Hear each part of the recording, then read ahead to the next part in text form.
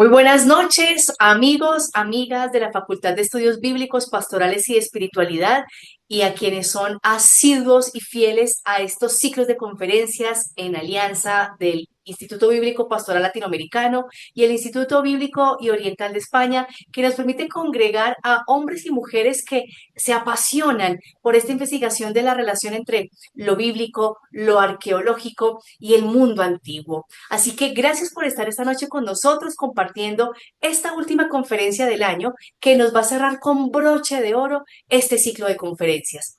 Para mí es una alegría poder darles nuevamente la bienvenida a este espacio y esperamos que en este momento ustedes comiencen a compartir el en vivo con otras personas que estén interesadas en este mundo tan hermoso de las relaciones entre Biblia, arqueología y todo el Oriente Antiguo.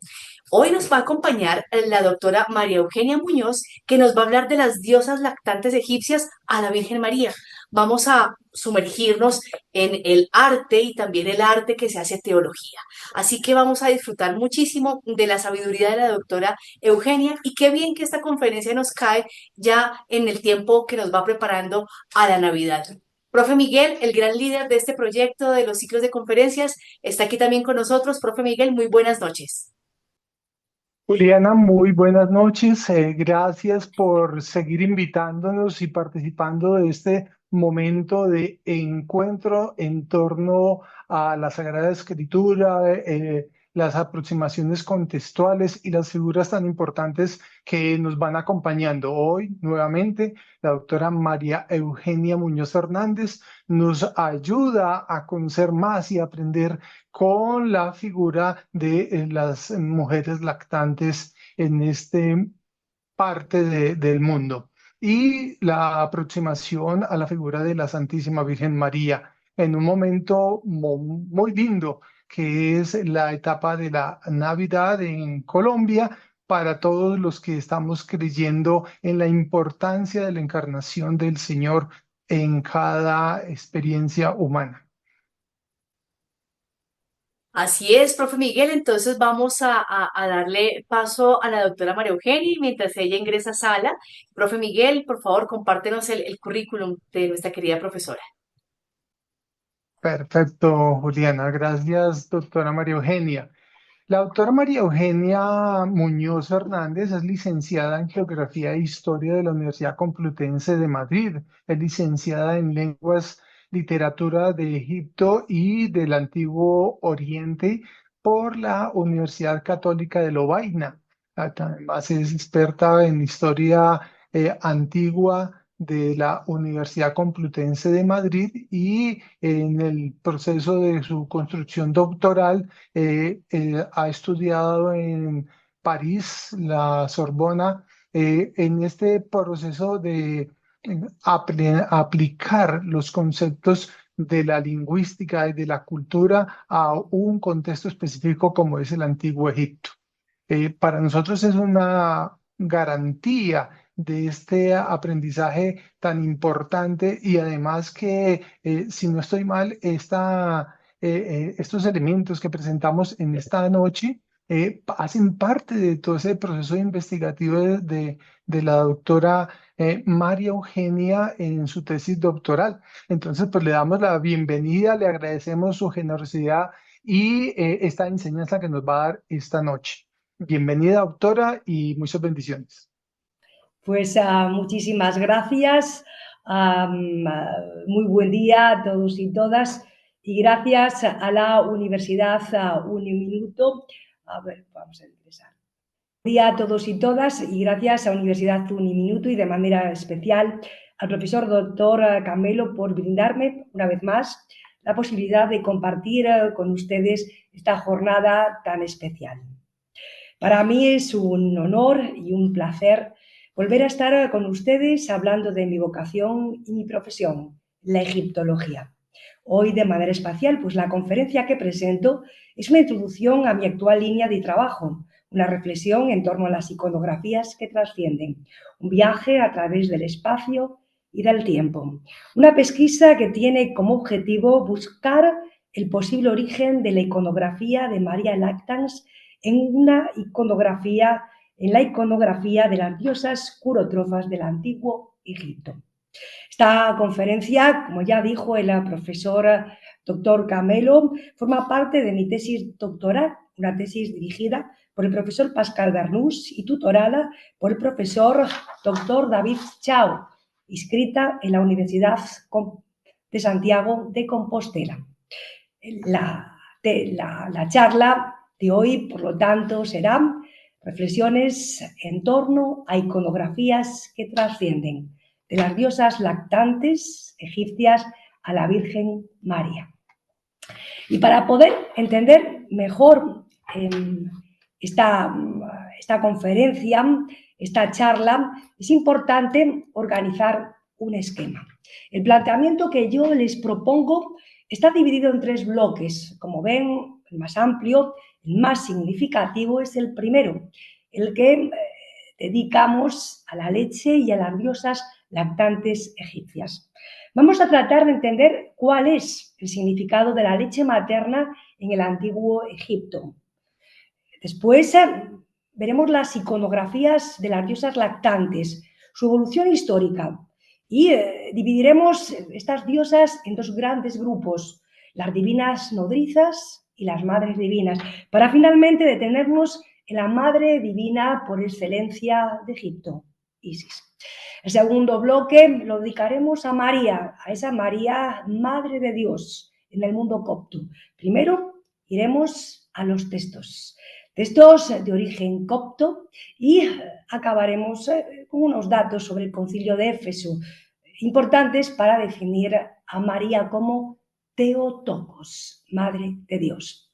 Y en un segundo momento lo que haremos será visionar esas imágenes, esas iconografías coptas de María, desde el siglo V hasta el siglo VI, para finalmente tratar de responder, si podemos, a la gran cuestión de Isis Lactans a María Lactans, primero centrándonos en ese carácter popular de los cultos, exvotos, oratorios privados y finalmente madres y leche, Theotokos en el mundo cristiano, mes en Egipto. Pues vamos entonces a comenzar. Leche y diosas lactantes egipcias. La concepción egipcia de la leche, el significado de la leche materna en el antiguo Egipto, pues tendría varias opciones, tendría varios significados. La leche en Egipto es generadora, la leche en Egipto es nutricia, sanadora, protectora, regeneradora y finalmente legitimadora. Empezamos con la leche generadora. La concepción egipcia sobre la formación del ser humano resalta el papel del hombre frente al de la mujer. La capacidad de crear una nueva vida no será atributiva de la mujer, sino del hombre, quien introduce en el útero de la mujer la simiente que crecerá, se desarrollará en el útero materno hasta el momento de ver la luz en el parto. Y así lo expresa el gran himno Amón de Amenofis IV, Akenatón, donde vemos que el texto dice: el embrión se crece, se forma, se transforma en las mujeres.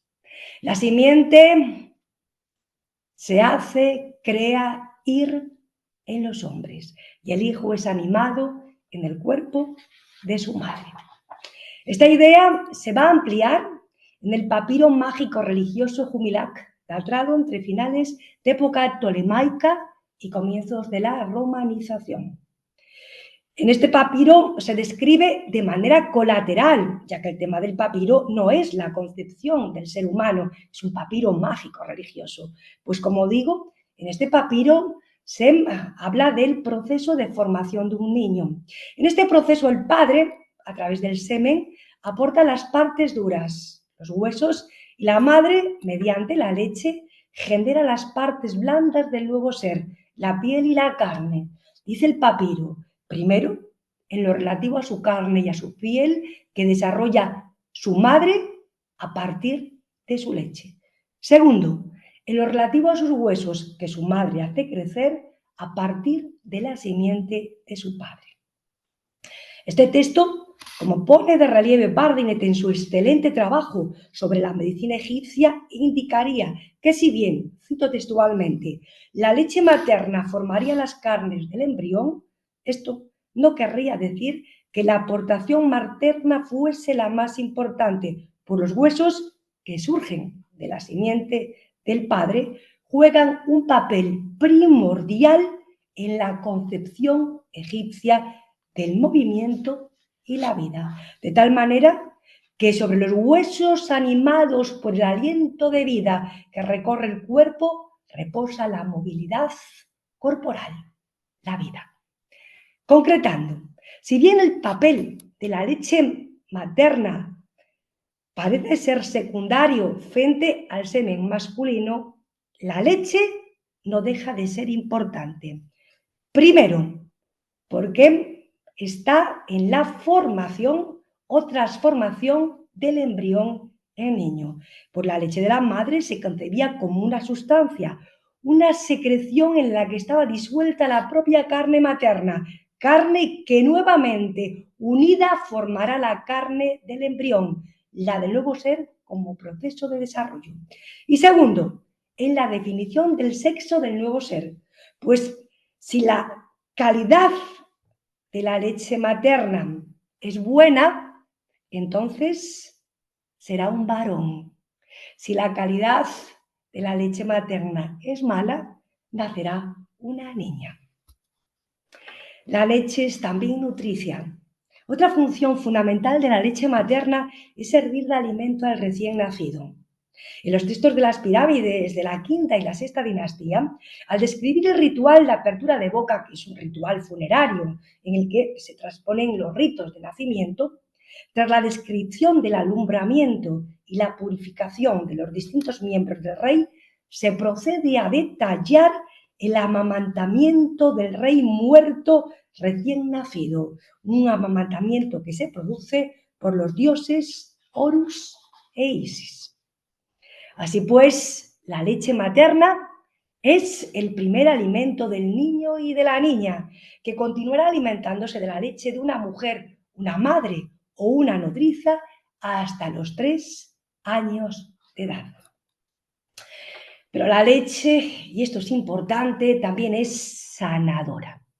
La leche humana tiene poderes terapéuticos y curativos. Yang y Loiret, en un interesante trabajo sobre la madre, el niño y la leche en el antiguo Egipto, exponen las propiedades de la leche materna que, combinada con otros ingredientes, en Egipto tenían usos medicinales.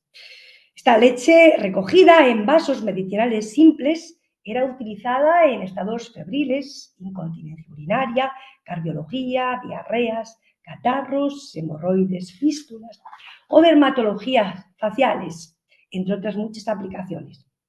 Las propiedades terapéuticas de la leche se incrementaban cuando la leche empleada era la de una madre que había dado a luz a un niño hombre. Esta leche se guardaba en un vaso medicinal especial, como el que están viendo, utilizándose tanto en la gestación como en el parto, sin olvidar tratamientos oftalmológicos, ojo rojo, vista nublada o dermatología, especialmente las quemaduras. En este apartado también deberíamos mencionar el uso de la leche humana para predicciones y usos adivinatorios, especialmente la leche de una mujer que diera luz a un niño varón, para distinguir a una mujer que alumbraba de otra que no lo haría jamás. La leche es regeneradora. La leche materna, como ya vimos, nutre al niño y a la niña desde su formación hasta los 3 años. Y una vez el hombre, la mujer, cumple su ciclo de vida y muere, la leche humana va a continuar siendo un alimento indispensable en el más allá. La leche humana forma parte de la dieta del difunto, pues es un alimento revitalizante que elimina el hambre y la sed, siendo capaz de reemplazar los distintos alimentos. El rey muerto necesita de la leche de las nodrizas divinas, Isis Neptis Selkit, tanto para seguir viviendo como alimento, como para poder regenerarse, siendo el amamantamiento divino una especie de resurrección gloriosa. De esta manera, la lactancia real es, en el más allá, sería, según Leclan, una operación necesaria para que tras el renacimiento del rey, éste continúe una nueva vida. Y finalmente, la leche de las nodrizas divinas que legitima la monarquía y al rey. En los textos de las pirámides se presenta al rey como el protegido de las divinidades femeninas, de tal manera que el rey muerto se muestra al mismo nivel que las deidades que lo alimentan con la leche de sus pechos. En los textos de las pirámides, la lactancia real se presenta tanto como garantía de continuidad de la supervivencia del rey, como la perpetuadora de los privilegios reales en el más allá. Continuidad y supervivencia de privilegios reales, completados por legitimidad y protección que dan las diosas al rey a través de su leche. Las viñetas que acompañan las diferentes iconografías de la lactancia divina repiten con pequeñas variaciones el mismo texto. Yo, dice la diosa, te doy fuerza, vida y rejuvenecimiento. Así pues, podemos resumir todo lo dicho en este cuadro, donde vemos leche humana y leche divina y cómo cada una de ellas tiene un sentido en el origen de la vida, alimento de vida o perpetuación de la vida. De modo que cuando hablamos de origen de la vida, la leche humana sería generadora, mientras que la divina es regeneradora. Cuando se trata de alimento de vida, la leche humana nutre, alimenta, la leche divina revitaliza. Y finalmente, y fundamental, en la perpetuación de la vida, la leche humana sana, cura, la leche divina protege y legitima. Es muy interesante esta parte de aquí, esta perpetuación de la vida, esta leche sanadora, protectora. Y así vamos a ver en la literatura medieval, en los milagros de la Virgen María, cómo la leche que María dispensa es una leche que sana, una leche que cura. Una vez vista esta pequeña introducción sobre la leche, vamos a empezar nuestro viaje por las iconografías de las diosas lactantes, una pequeña evolución histórica a que van desde el reino antiguo hasta la época baja.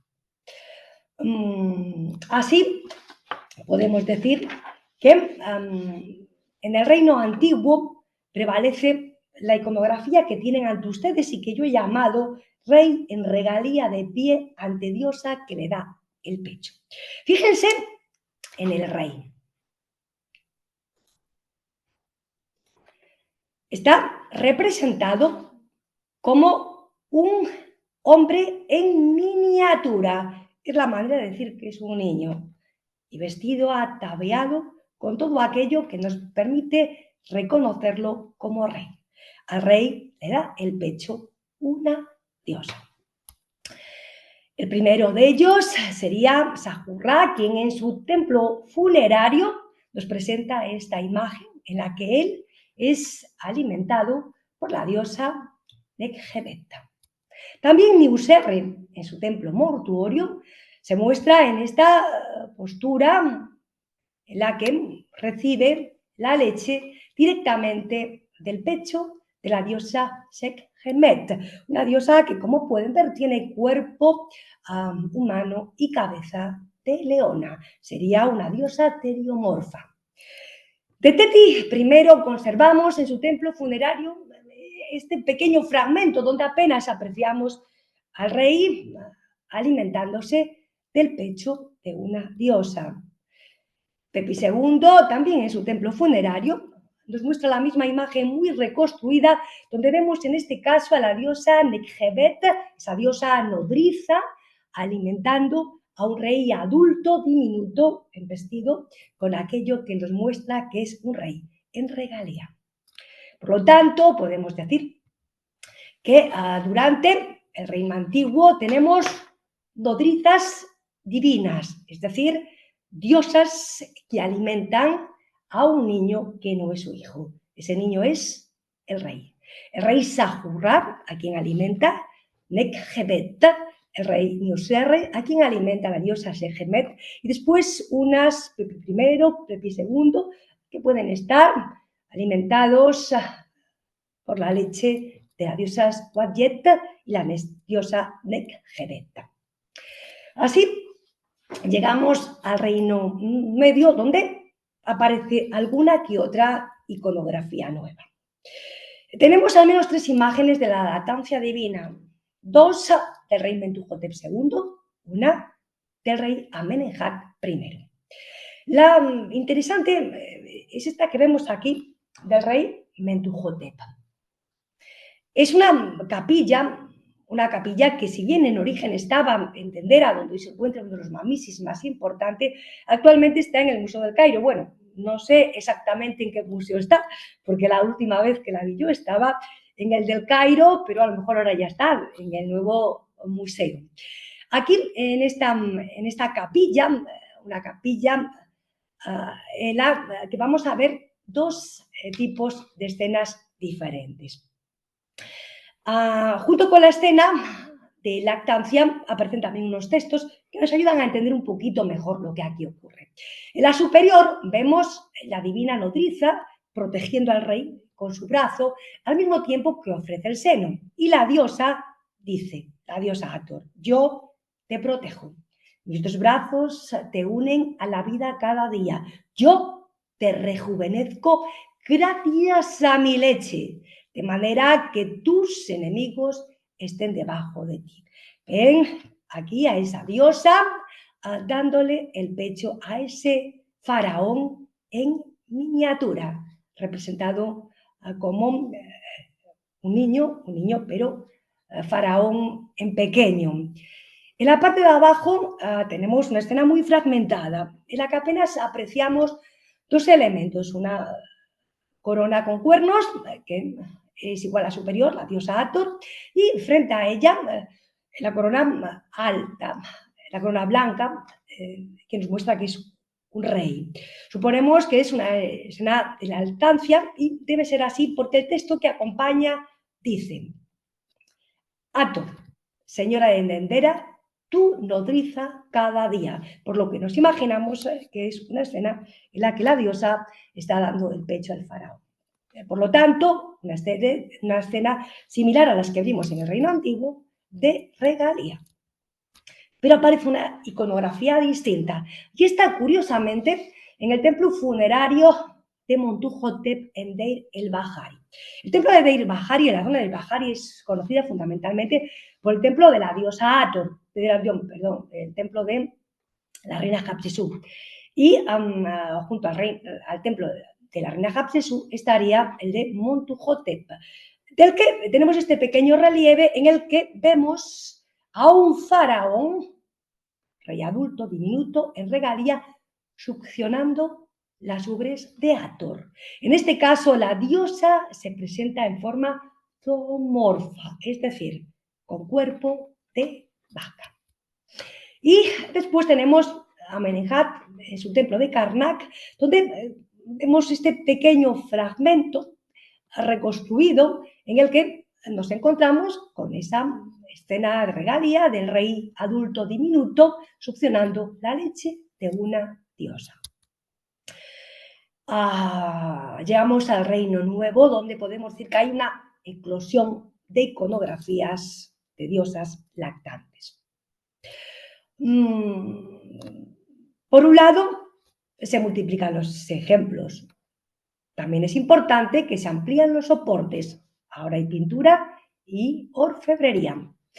al mismo tiempo que el motivo se enriquece. Aparecen nuevos temas tan importantes como el misterio del nacimiento real, y se amplían los ya conocidos en la regalia. Vamos a detenernos en el templo funerario del monarca Hatshepsut en Deir el-Bahari. Esta mujer, una gran reina egipcia, monarca de Egipto, va a dejar resumen de su vida en el templo de Deir el-Bahari. En él aparecen grabados dos historias. Por un lado, su viaje al Punt, y por otro, este es el que nos interesa, su nacimiento. Nacimiento que es importante porque era un nacimiento que legitimaba a esta mujer que no podía ser reina, pero que desarrolla en su templo una historia sobre su nacimiento, en el cual ella es hija del dios Amón y por lo tanto legitimada para gobernar. En este templo nos encontramos, tras el nacimiento de la reina, el amamantamiento de esta por dos diosas teriomorfas, con cuerpo humano y cabeza de vaca, que alimentan a la reina y a su doble, el Ka. Ahí vemos el dibujo y aquí la escena que todavía hoy distinguimos en su templo de Deir el-Bahari. Pero también Hatshepsut, en el mismo templo, nos muestra otras imágenes, como la que veíamos de Montuhotep, en la que la reina mama de la ubre de la vaca Hathor. Ahí tenemos el lugar donde se ubica, y otro más también en su templo funerario con una imagen similar. La reina en regalía succionando las ubres de la vaca Hathor. Tutmosis III también tenía en el templo funerario de el-Bahari esta imagen que estamos viendo, que hoy se sitúa, o hasta hace unos años estaba, en el Museo del Cairo. Aquí podemos ver cómo el rey succiona de la leche, de la ubre, perdón, de la diosa vaca Hathor para resurgir, para resucitar. Una imagen similar. Y llegamos a esta imagen de Tutmosis III, sin duda curiosa. ¿Dónde está? Pues en su tumba, en el Valle de los Reyes. ¿Qué vemos? Pues vemos a un faraón que está alimentándose del pecho de un árbol.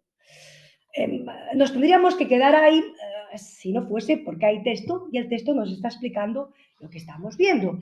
Y así el cartucho del rey nos informa que es Men-Heper-Ra, Tutmosis III, a quien él está alimentado por su madre, y su madre es Isis. De modo que lo que están viendo es a la diosa Isis en forma de árbol que alimenta con su leche al rey Tutmosis en su tumba.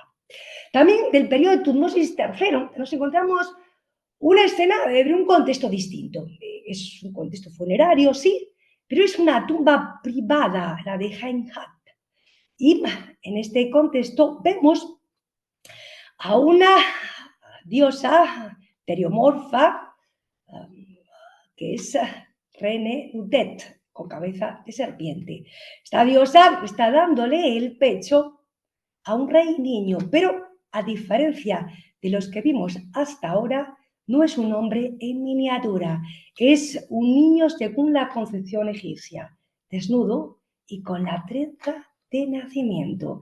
La nodriza divina Renenutet alimenta al rey con la leche de su seno.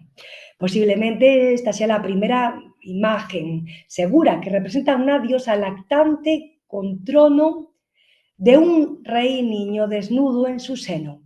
Tal vez el lugar donde aparece esta visionaria iconografía curotrópica es una tumba privada, tenga mucho que ver el tratamiento novedoso del viejo tema del rey lactante en regalía, pero, como ven, expresado de una forma diferente. También durante el reinado de Tutmosis III nos encontramos los primeros bultos redondos de diosas mares curotróficas con niño dios en el regazo. Atención, es una diosa madre que alimenta a su hijo, un dios, no al rey. Nos encontramos al menos 2 esculturas que representan a la diosa Renuteta, esa diosa cobra, teriomorfa, alimentando al dios Nepri. Posiblemente sean esvotos. Y pensamos que es así porque en esta escultura dedicada por Ajaijet, hijo de Gensumes, pensamos a que debe ser un esvotum, ya que aquí se relaciona con concepción, fertilidad, nacimiento o protección de niños, la imagen. Tutmosis IV también se hace representar con estas escenas características de regalía, ¿no? La diosa que alimenta a un faraón en miniatura. Pero Amenofis III retoma el tema de Hatshepsut. Y en la sala del parto del templo de Luxor vemos como primero el faraón está alimentado por las divinas nodrizas y en la parte inferior aparece la vaca Hathor alimentando al rey Amenofis III. Aquí lo ven en un tamaño mayor. También en la sala del templo de Luxor, en el portal romano, vemos otra imagen de regalía. Aquí el rey aparece representado como un niño, ya que lleva la trenza de nacimiento y la diosa nodriza lo alimenta con su leche. Ahí vemos el detalle con esa trenza de nacimiento y el momento en el que le da el pecho al niño. Esta curiosa, la tumba de Tutankamón, nos muestra al rey, en regalía como un rey diminuto, alimentado por la diosa Huapjet. Horemheb tiene varias imágenes de lo mismo, una en Nubia que no tenemos, pero está así, que vemos en Silsila, donde vemos la misma imagen de regalía en la que la diosa Tauret, con los cuernos atóricos que se asocian a Hathor y eventualmente a Isis, alimenta al faraón. Ahí vemos la imagen. Otra imagen posible está en el templo de Seti en Abidos, es al rey alimentado por diferentes formas de Hathor, cada una de ellas un aspecto de esta diosa. También es el faraón en regalia, ahí lo vemos. Seti I, en este caso la diosa está sentada, el faraón como rey adulto en regalia toma el pecho de la diosa nodriza, ahí vemos la imagen, y aquí aparece el faraón Seti I sentado en el regazo de una diosa, Isis o Hathor. Ustedes podrán decir que no es una imagen lactante, pero en el texto se dice que la diosa dice, yo te amamanto, y esta palabra amamantar aparece determinada por una mujer dando el pecho, lo cual nos indica que esta imagen también representaría una lactancia. Ramsés II en el templo de Beit el Bali, en este caso con la diosa Anukis, lo mismo el rey en regalía, el mismo rey, en este caso con posiblemente Isis, y también Ramsés en Abidos, en un templo funerario, pues con la imagen, en este caso, bebiendo directamente de las ubres de la vaca Hathor, diosa. También lo podemos ver en un mostracón, un fragmento de cerámica pintada, el mismo motivo, y así llegamos al primer periodo intermedio y a la época baja. El tercer periodo intermedio nos devuelve a los modelos más clásicos de la lactancia divina.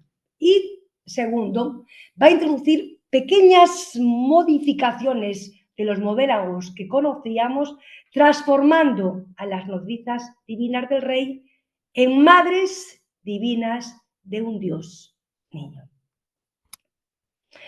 La 21 dinastía inaugura un rosario de reyes extranjeros que gobernarán Egipto durante el último milenio de su historia. Aquí tenemos uno de ellos, Sheshonq I de la 22 dinastía, donde vemos en el templo de Karnak la misma escena que nos encontrábamos ya en el reino antiguo. Rey con divina nodriza y el rey representado en regalia y en tamaño más pequeño. Esta imagen es curiosa, esta imagen es muy interesante, la de Shepenupet I, porque lo que están viendo ustedes no es un faraón, estamos ante una divina esposa de Amón. Aquí el rey es reemplazado por una mujer. La misma iconografía que teníamos en el reino antiguo, pero en este caso es una diosa nodriza la que va a alimentar a una divina esposa de Amón, vestida con todos los atributos que la identifican. Hay varias escenas de ella en la parte occidental y en la oriental. Y llegamos así al bulto redondo. El tercer periodo intermedio presenta novedosas innovaciones. Una de las más importantes es la generalización de la iconografía de la diosa madre lactante, iconografía que a partir de comienzos del siglo VIII a.C. se convierte en la más popular de todas las diosas lactantes, dentro y fuera de Egipto. Durante las dinastías nubias se retoma con fuerza esta iconografía, incrementándose considerablemente el número de esculturas de diosas madres lactantes con niño Dios. Ahí pueden ver algunas de diferentes tamaños. El germen de la Isis lactans podría encontrarse en las imágenes de culto personal, como la perteneciente a la divina adoratriz Shepenupet II. Esta escultura, muy en el Louvre, proviene de las capillas divinas de las divinas adoratrices de Medinet Habu y fue dedicada por la divina adoratriz de Tebas a la Madre Divina, la diosa Isis. La diosa, como pueden ver, está sentada en un trono de respaldo bajo y da el pecho al dios Horus, representado como un bebé desnudo sobre su regazo. Llegamos a Taharqa, a la 25 dinastía. Y aquí estamos viendo la misma escena que veíamos en el reino antiguo, pero con algunos cambios, ¿no? Vemos a la diosa, una diosa nodriza, que le da el pecho a un faraón niño, desnudo y con trenza de infancia. Ahí vemos el detalle, donde se ve el momento en el que da el pecho, y aquí ven la trenza de la infancia. También en este Coyalmenat vemos en este contrapeso que estaba en el Museo Metropolitano una imagen, el faraón también como niño, desnudo, como pueden ver, como suele representar a los niños, aquí sin trenza, alimentado, tomando la leche de la diosa Bastet. Y llegamos a Pasamenico I. Así, a simple vista, podría parecer una imagen más de todas las que vimos hasta ahora. El rey lactante, en regalía, y así fue interpretado por Rank, que clasificó este fragmento como un fragmento del reino antiguo y identificó al faraón como Pepi II. Si esto fuese así, pues sería una iconografía extraña, ¿no? Porque aparece el niño desnudo y con trenza, algo que no es característico del reino antiguo. Por lo que esta imagen tiene que ser posterior, ya que, como digo, esta iconografía de niño desnudo sobre regazo de diosa curotrófica no existe en el reino antiguo. El fragmento de Princeton forma parte de un conjunto mayor. Este conjunto estaba ubicado en la capilla de Jaerbes, en la sala A del templo de Isis en Giza. Y esta escena era mayor, ya que se completaba con Jaerbes a una escala menor, arrodillado delante de la diosa con el niño. Si completamos esta imagen de devoción personal, un hombre de rodillas frente a una diosa, con las palabras de Isis que acompañan la escena en su lugar de origen, Isis, yo, la grande, la Madre Divina, la Señora del Cielo, soberana de los dioses, Arsi-Esis. Entonces, el fragmento de Princeton adquiere una dimensión nueva, ya que no estamos ante la clásica iconografía de regalía en la que el rey se alimenta de la leche divina, sino ante la iconografía de la diosa Isis alimentando al dios niño Arsi-Esis, Horus, una iconografía de Isis lactans hasta ahora solo representada en bulto redondo. Por lo tanto, iconografía de la diosa Isis dándole el pecho a su hijo Horus y ante ella un hombre de rodillas. Piedad personal. Llegamos a Nectanebo y aquí nos vamos a encontrar con dos grandes hitos. El primero es el origen del Mamisi, donde vemos cómo hay una transposición de los nacimientos regios al nacimiento del dios. Y segundo, la estela Metternich, donde Isis aparece como la diosa madre por excelencia. Algunas imágenes. Con el Mamisi de Nectanebo inauguramos una nueva época en la iconografía de las diosas curotróficas egipcias que tendrá su mayor exponente en los Mamisis, las casas de nacimiento de época tardía.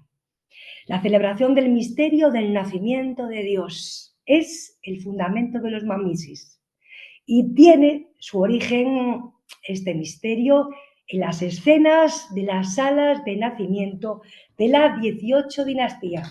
Hatshepsut, e incluso de la 25, en las que, como ya vimos, se esculpe el nacimiento del rey, hijo de un dios Amón, y la reina madre. Por lo tanto, se pasa de la representación del nacimiento regio en los templos de los monarcas, aquí el de Menofis III, a la representación del misterio del nacimiento del dios en los templos de nacimiento, Mamisis. El misterio mamisíaco del nacimiento divino por el cual el niño Dios, hijo de Amón y una diosa madre, se identificará con el monarca reinante. Es lo que caracteriza los nuevos programas iconográficos que desde Nectanebo I hasta Trajano cubrirán las paredes de los templos de nacimiento tardíos. También importante la imagen de las madres divinas focalizada en la Isis lactans. Esta imagen, nacida en el Egipto tardío, se expandirá a lo largo y ancho del mundo conocido. Uno de los antecedentes más cercanos de esta importantísima iconografía curotrófica lo tenemos aquí en la estela Metternich, que desarrolla la iconografía del tema de Isis en el pantano de Chemnis. Isis en la estela Metternich es esposa, pero más importante es madre protectora.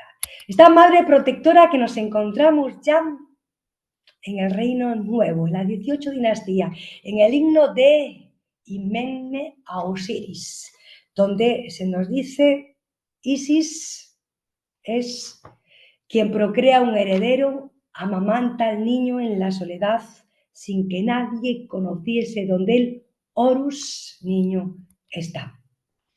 El amamantamiento del niño en soledad y en un lugar oculto, Chemnis, llenos de peligros naturales, escorpiones, convierte a esta madre que nutre, que alimenta, en una madre que protege. Protección que requiere de un importante repertorio de conocimientos mágicos. Estos conocimientos son la base de la estela Metternich, en la que por primera vez se representa el tema de Isis en Chemnis. La Madre Divina, sentada a la manera tradicional, da el pecho a su hijo, el niño Dios Horus, en medio de la espesura de los papiros de Chemnis. La imagen de la madre que, escondida en Chemnis, se ayuda de la magia para proteger a su hijo, se convertirá primero en fuente de inspiración de los mamitsis, tanto en su arquitectura como en su iconografía, y después en la causa principal de que esta iconografía nilótica trascienda las fronteras del Egipto faraónico, pues es precisamente el papel de Isis, protectora, madre y maga, lo que fomentará los cultos populares que ven en la Madre Divina la protectora de Horus y, por extensión, de toda la infancia de Egipto. Llegamos a la época baja, a ese gobierno de griegos y romanos en el Valle del Nilo. Aquí tenemos dos espacios fundamentales, dos momentos, dos lugares en los que Isis tiene fuerza, como son los mamisis y la misma Isis lactans. Vamos a empezar con los mamisis. La época tolemaica nos deja un número importante de mamisis que responden a criterios análogos, tanto tipológica como iconográficamente, por lo que los vamos a abordar de manera conjunta. Aquí hay una evolución desde el siglo III a.C. hasta el siglo II después de Cristo, desde Filé hasta Dendera.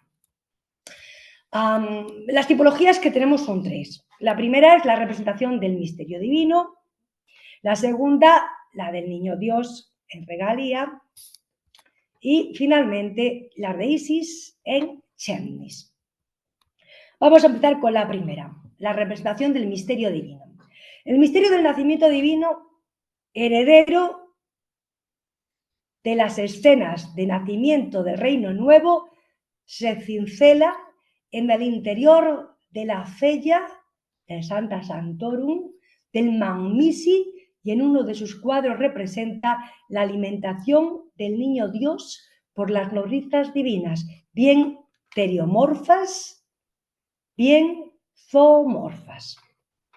La escena suele situarse en torno a una cama de nacimiento. Sobre la cama se representan las nodrizas divinas alimentando al Dios niño, y bajo la cama las dos vacas, bien solas, bien representando a estas diosas de las que el faraón se alimenta por sus ubres. Esta escena puede completarse con otras, como las 7 átoris que vemos aquí, bien sentadas en tronos alimentando al recién nacido, desnudos sobre su regazo, bien ofreciendo diferentes dones. Las átoris de Dendera estarían más relacionadas con las buenas hadas, que al mismo tiempo que dan el pecho al dios Igi, recitan a modo de letanías buenos augurios para el infante.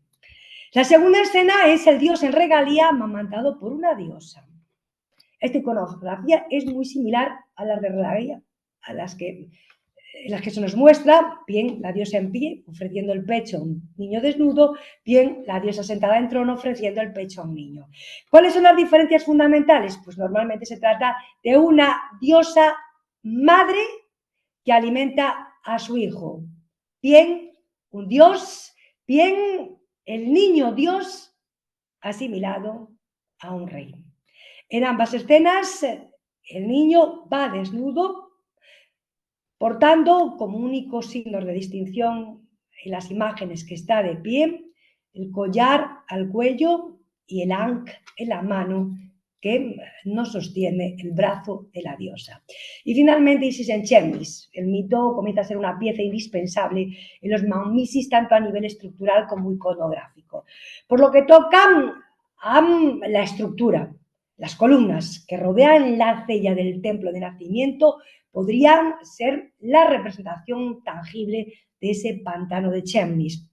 A nivel iconográfico, comienza a representarse en todos los mamitis la escena de Isis madre dando el pecho a Horus, niño en Chemnis.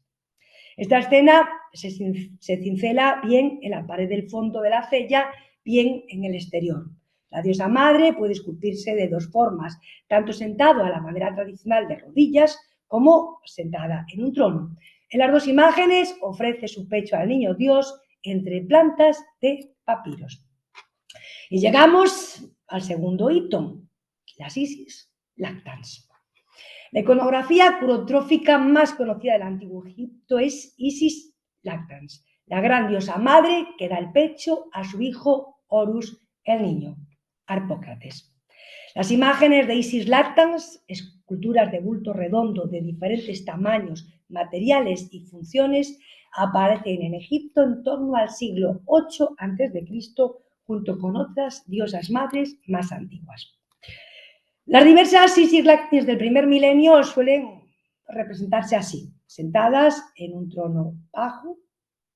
Sobre la cabeza pueden llevar, como en este caso, la corona tórica, pero también pueden llevar el trono, que es el signo jeroglífico de Isis, y el tocado de buitre. Y Isis, como ven, lleva un vestido largo, ceñido, que le llega hasta los tobillos. En el regazo descansa el niño, a quien amamanta con el pecho izquierdo que sostiene con la mano derecha. El brazo izquierdo de la diosa sujeta la cabeza del niño, lo abraza. El dios niño se presenta como un niño bebé, desnudo, que puede portar corona y cuyos brazos reposan sobre las piernas de su madre. Al igual que el resto de las imágenes de diosas curotróficas, no existe ninguna o escasa interrelación entre el niño y su madre. Resumiendo, las iconografías de las diosas curotróficas en el Antiguo Egipto se pueden organizar en torno a dos grupos: nodrizas divinas y madres divinas. El primero, mayoritario, formado por nodrizas divinas, las diosas que alimentan primero al rey y en época tardía al dios niño. Este primer gran grupo está presente en casi toda la historia de Egipto, desde la cuarta dinastía hasta la dominación romana. Aquí pueden ver un poquito cómo es esta evolución desde el reino antiguo hasta la época baja. Esto quizá podría derivar o no, pero desde luego tiene ciertos paralelos con lactaciones, iconografías de lactaciones cristianas, donde vemos cómo la Virgen María da la leche de su pecho a un santo.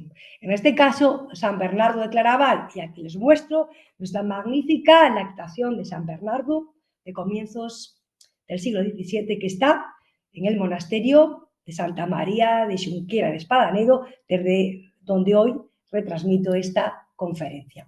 Esta iconografía no les interesa, la vamos a dejar ahí, pero nos vamos al segundo grupo, que es el que nos importa hoy, el de las madres divinas, que si bien cuentan con ejemplos puntuales en el Reino Nuevo, tiene su desarrollo máximo en época baja, especialmente, como dijimos, a partir del 8 a.C.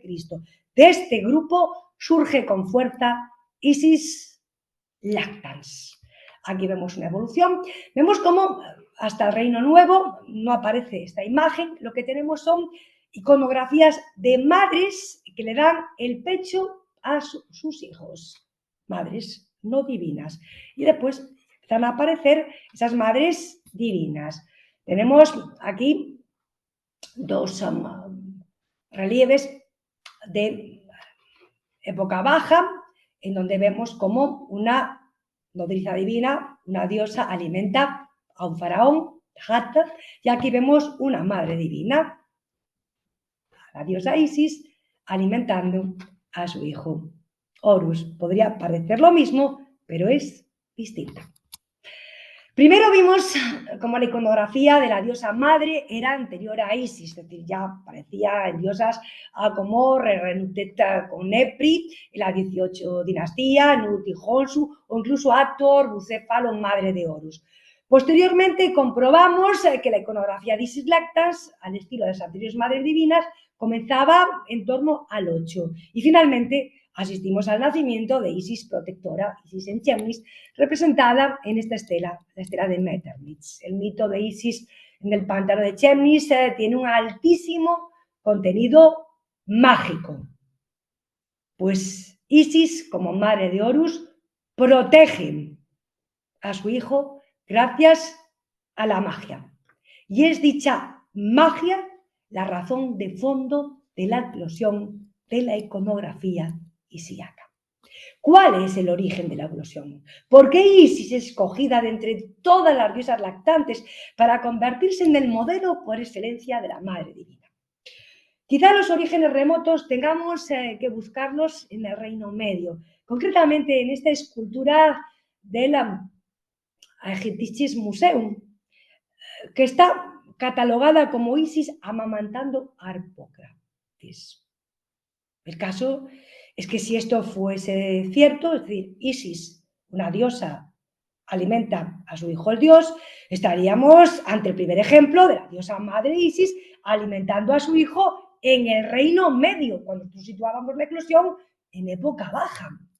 Pero ni la iconografía madre y niño sin atributos divinos ni regios, ni la inscripción indica que se trate de una madre purotrófica divina. Más bien estaríamos, y esto es muy importante, ante el posible ex voto de una madre que solicita la protección para su hijo y busca la ayuda de Isis. Esta hipótesis se vería reforzada por la inscripción, cuyo contenido es más bien una petición y no tanto una identificación. La posible función de esta estatuilla como un exvoto a Isis, madre protectora, sitúa a Isis y a Horus en el contexto de la religión popular, que podría explicar otras esculturas de bulto redondo en las que aparece una diosa madre con el niño y cuya inscripción indica que son tanto estatuas de culto como posibles exvotos, ofrendas a la diosa, para que cuide, proteja al hijo, al niño. Las dos estatuillas datadas en el reinado de Amenhotep I, en las que la diosa Mut o Renutet, sentada en el trono, dan el pecho a un niño, podrían formar parte de ese grupo, al igual que las ya comentadas del Reino Nuevo en Karnak, en las que Renenutet teriomorfa alimenta al dios Nepri. El carácter popular de estas imágenes curotróficas se acentuará tras el tercer periodo intermedio, reflejándose en el aumento de amuletos, incluso como pueden ver, colgantes y exvotos, que a partir del 8 a.C. reproducen la iconografía de las diosas madres lactantes, que tenderá a centrarse en la diosa madre por excelencia, Isis Lactans.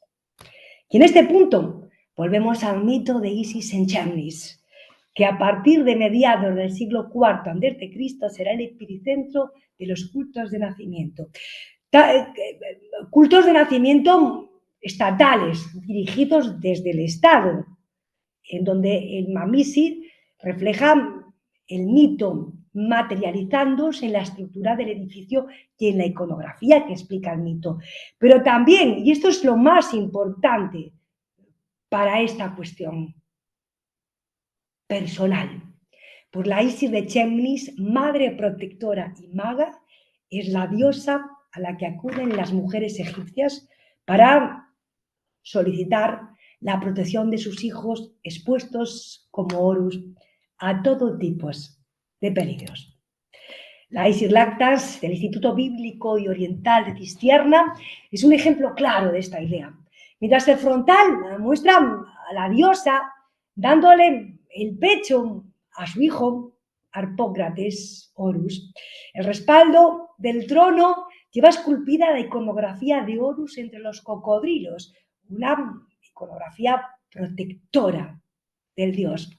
La Isis Lactans del Ivo es la síntesis perfecta de esas diosas madres que utilizan todos los recursos que tienen a su alcance para proteger a sus hijos. Horus. La iconografía de Horus entre los cocodrilos es una de las más extendidas en época baja. Este tema es el leitmotiv de la Estela Metternich y al igual que las Isis Lactas conocerá un enorme éxito dentro y fuera de las fronteras egipcias.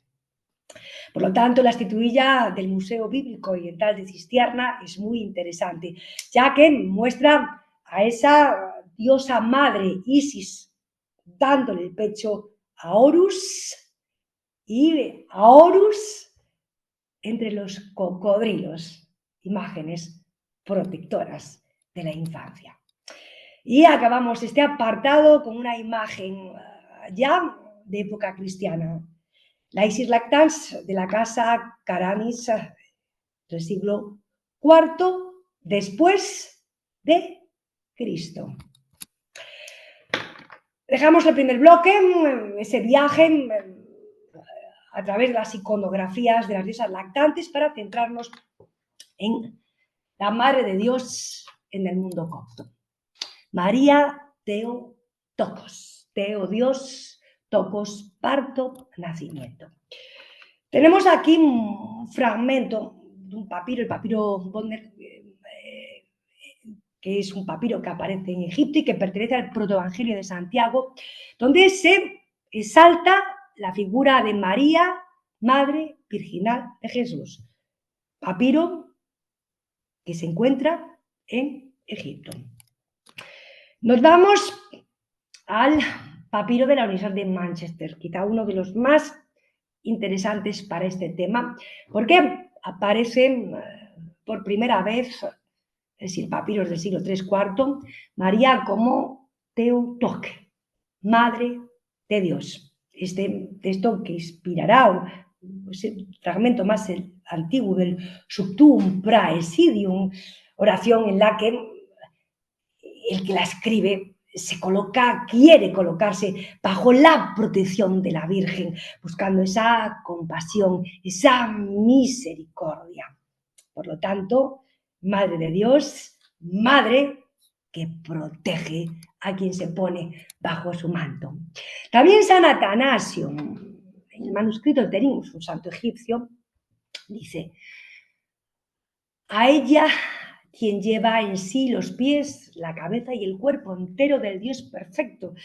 La frase Dios perfecto en Egipto, Necher, Nefer, existe.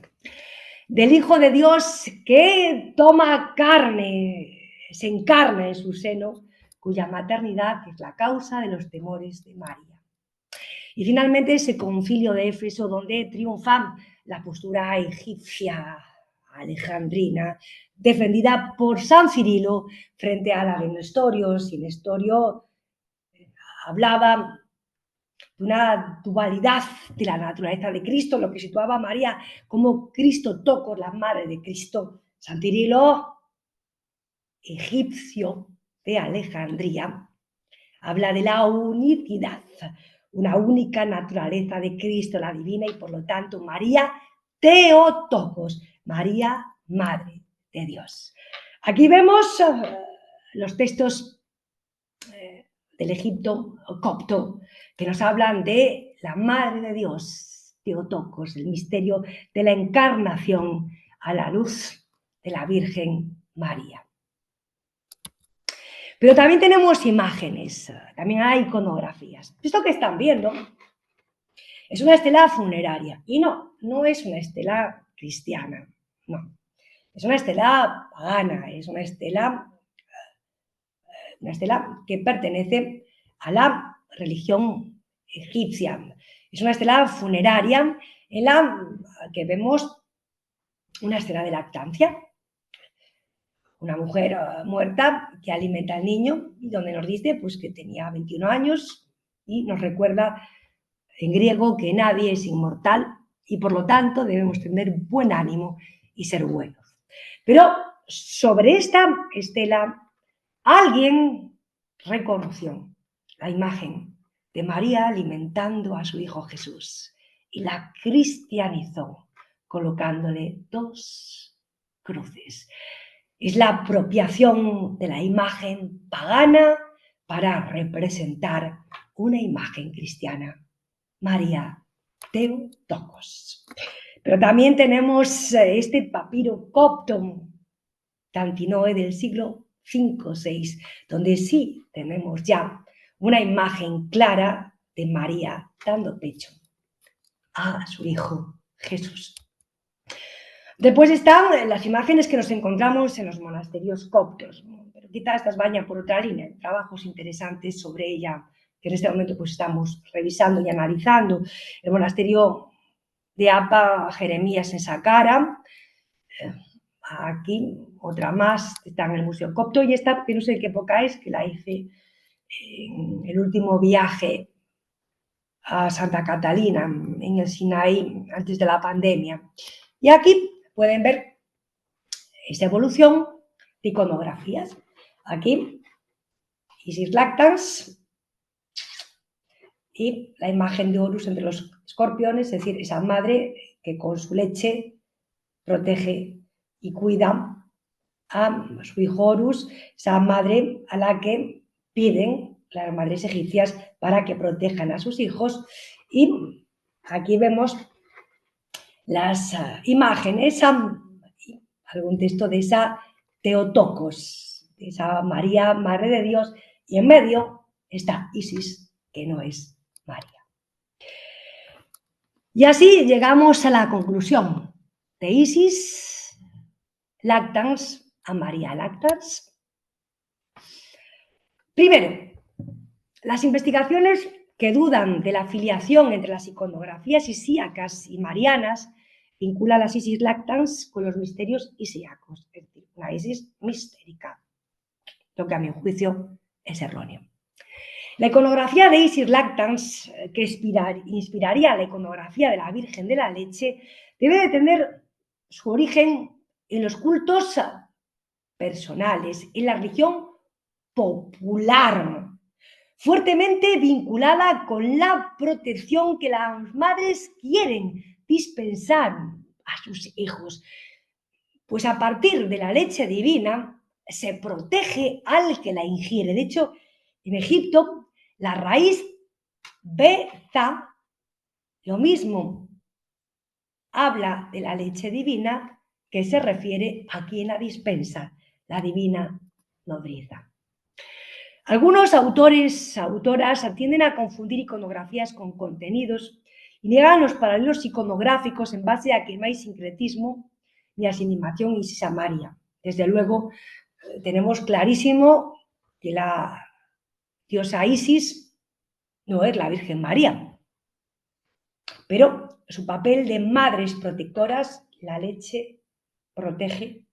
El contexto en el que surgen Egipto, y dentro de Egipto, en esa religión popular, esa religión de mujeres que buscan cuidar y proteger a sus hijos, e incluso la magia que caracteriza a Isis y que está todavía presente en la iglesia copta, hacen de la iconografía egipcia el vehículo perfecto para transmitir esta nueva religión. Y finalmente, las similitudes iconográficas que saltan a la vista, ¿no? Hasta el punto de que alguien que era cristiano se apropió de una imagen que no lo era para expresar su idea de la Madre de Dios. María finalmente es Theotokos. El sentido Theotokos es Madre de Dios. Tokos en principio significa parto, nacimiento y por extensión hijo. En egipcio la filiación femenina se construye con el verbo mes y la preposición n. Mes en significa dado a luz por, que también puede traducirse por hijo de una mujer. Esto tiene su sentido, pues en Egipto la función de la madre era encarnar la semilla con la leche. Encarnar esa semilla que introduce el varón, de modo que el vientre materno se convertiría como una especie de incubadora donde, repito, la leche encarna el nuevo ser. Y no podía acabar esta conferencia sin un detalle anecdótico.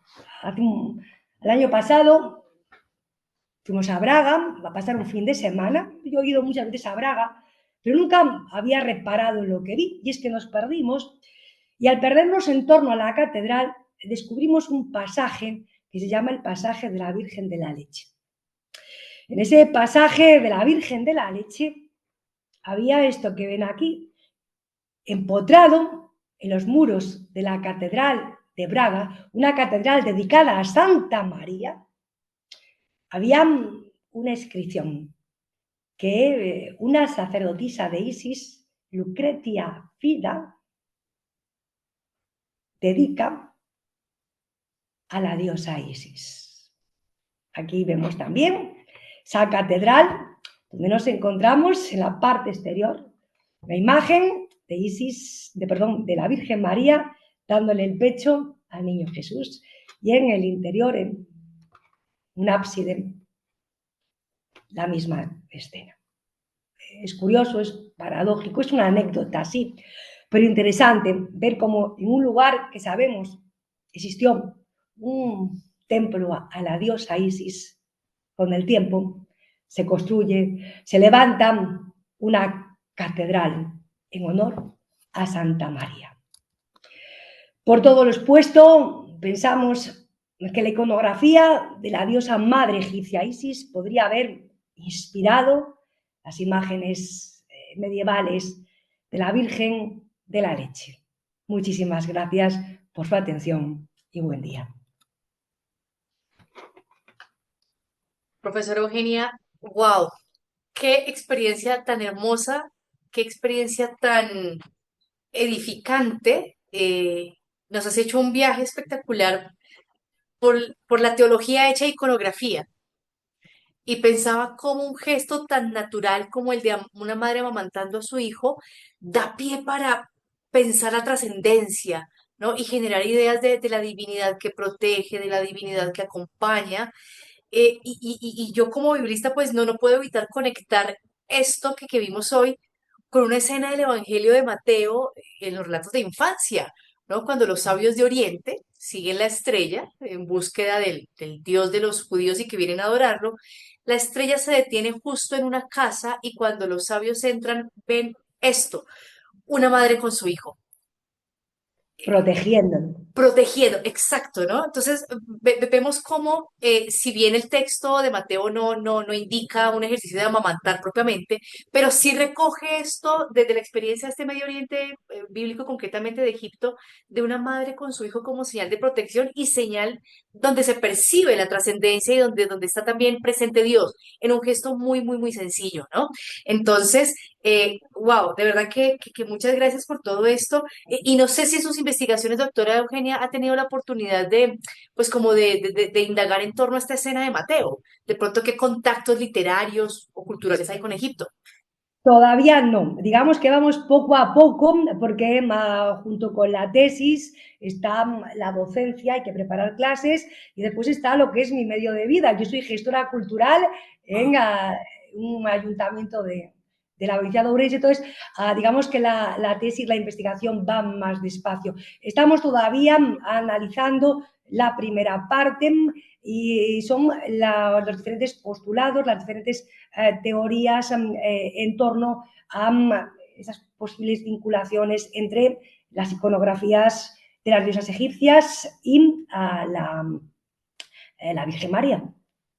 Wow, Pero impresionante. se tratará y lo tendré en cuenta y tomo nota para que no se me pase. Sí, porque es realmente impresionante porque, repito, es un signo o un hábito tan natural, cuidar. Pero ese hecho tan simple es trascendente porque permite pensar a Dios, ¿no? Y en diferentes culturas ha permitido pensar a Dios. Qué lindo, doctora, gracias. Miguel, Sí, doctora, hemos sido hoy alimentados en esta experiencia de el tránsito, el recorrido desde todas estas diosas lactantes hasta María y la experiencia de la encarnación del Hijo de Dios, que nos ayuda a comprender más profundamente tanto el lenguaje de la fe, y me fijaba mucho en el tema de la ternura, de la trascendencia, de lo femenino, como una experiencia que traspasa muchos de los elementos en cualquiera de las culturas. Darle de verdad gracias, doctora, porque nos has hecho un recorrido que nos ha llevado a acercarnos a la experiencia cristiana de fe, del misterio divino, del nacimiento del Hijo, y cómo todos estos elementos presentes en la cultura, en las diversas culturas, nos llevan a un recorrido muy humano de esta realidad lactante. Pienso en las mamitas, pienso en los bebés y pienso en la experiencia de recibir el amor de Dios a través de la madre. Entonces, pues hemos recorrido todo un conjunto de semejanzas y también de diferencias, pero que nos llevan al tema de la encarnación del Hijo de Dios. Entonces, nada, hemos estado hoy bendecidos por esta presentación suya, doctora, y le damos solamente gracias y abundantes bendiciones. Muchísimas gracias a ustedes. Para mí siempre es un placer que cuenten con nosotros y es un enorme gusto, como dije al principio, poder llevar nuestros conocimientos más allá del Atlántico. Y esto es muy bonito porque hemos creado una hermandad, ¿no?, entre las dos instituciones que es muy rica y es maravillosa. Sí, qué lindo y que a la luz de todo esto pensaba también cómo estas conferencias primero nos ratifican que como civilización hoy somos el fruto de un tejido de muchos hilos. Somos herederos de una mixtura cultural muy hermosa. Evidentemente de esto no escapan los textos bíblicos y cómo también estas situaciones nos ayudan a pensar las relaciones hombre-mujer de formas nuevas. Me llamó mucho la atención el relieve de la diosa Isis amamantando a Horus, porque era la diosa sosteniendo al dios, ¿no? Lo masculino sosteniendo, lo femenino sostenido también, ¿no? Que sostienen, mutuamente se sostienen. Y es una manera muy bella de ver este caminar en comunión de lo masculino y lo femenino, no en antagonismo, sino en mutuo sostén, porque ella le da vida a él y él también sostiene las cosas, ¿no? Entonces pienso que desde esta iconografía también vemos elementos muy importantes para renovar nuestras antropologías en estas épocas que las necesitamos mucho. Bueno, pues nos queda entonces invitarlos a los próximos ciclos de conferencias que vamos a tener. En el 2026 venimos con una serie de profesoras y profesores espectaculares que nos van a seguir ilustrando en todos estos puntos de contacto entre arqueología, escrituras antiguas, contextos bíblicos, para seguir aprendiendo mucho, mucho más. A todos ustedes, muchísimas gracias. De antemano, una feliz Navidad, unas felices fiestas y los esperamos en el 2026 en estos ciclos de conferencias, textos y contextos. Un abrazo para todos.